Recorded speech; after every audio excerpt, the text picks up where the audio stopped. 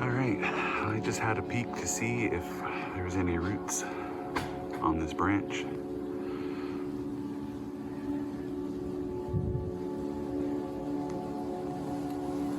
And yeah, I got some roots, so time to cut that down.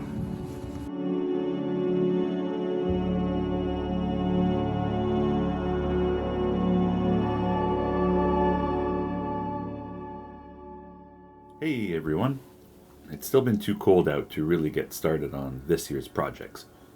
But when I was looking back through my pictures and videos on my phone, I was reminded that I had taken some footage on another air layering I had done last year, which I'll be working on this year, and I thought I would share it with you. I started this project in May of last year. My aunt loves bonsai as well, and she was interested in the air layer I started the year before and asked if I could do another one for her. If you don't know about air layering, I'll leave some links below, but it's a simple process where you remove the bark all around a branch and wrap it with a growing medium like sphagnum moss and cut it down once the tree grows new roots into the moss. You can see here that I actually did 2 that day. Sadly, the roots broke off the other one when I cut it down, and I'm fairly certain it didn't make it. Each of these air layers are wrapped with plastic from a soil bag to prevent the moss from drying out. Fast forward 2 months, and I had removed the plastic to see how things were progressing, and I found an absolutely massive amount of roots.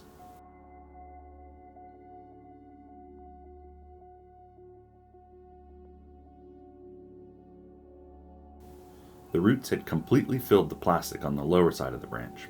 We can see later that wasn't the case on the top side, but it really is amazing how densely packed in these roots are.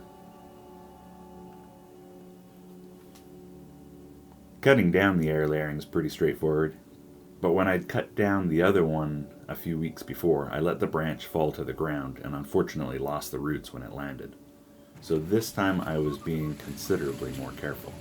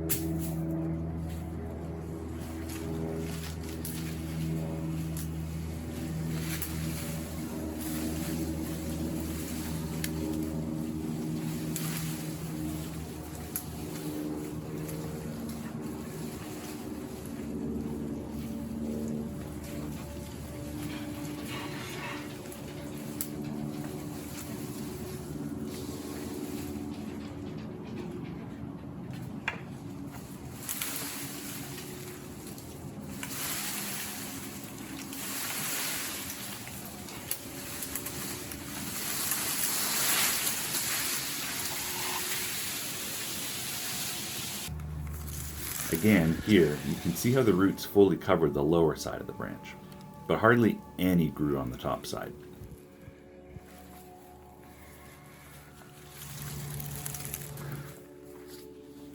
It makes sense that they wouldn't want to grow upwards, but it also looks like I had done a poor job of packing the moss on that side. To be fair, I couldn't reach it very well.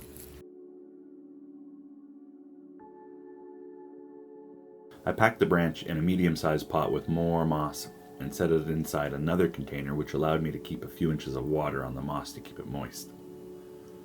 I shortened the branch considerably to lower its demand for water and tied it to the railing to prevent it from blowing over or otherwise moving around, which could break the roots. 2 weeks later, I could see roots sticking out of the pot, so it was time to investigate again.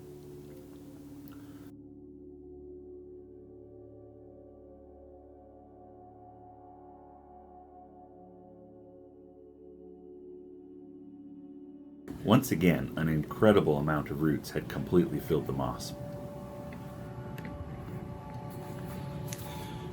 Let's see what's in here.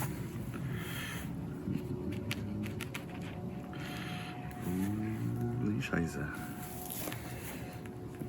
Oh, Broke a little bit of the roots off doing that.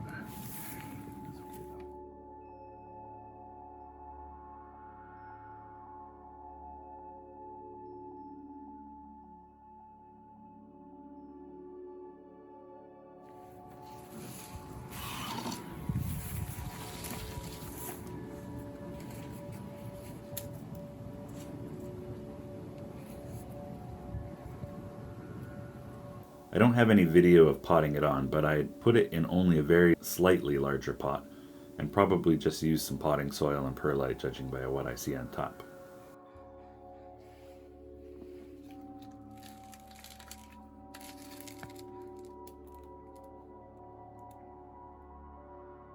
The question now is what to do next. I think at the very least I need to take the giant 5 centimeter leader off the side there. It will leave a massive scar, but obviously must be done. I was thinking that I could then chop it up on the 2 centimeter branch, leaving either both those 2 thin branches for now, or maybe a little shorter and leaving just one. Or I could go even lower and make the 1 centimeter branch the new leader. If anyone watching wants to weigh in with their suggestions, please leave a comment down below. Thank you for watching. Check back in later to see how this tree is progressing.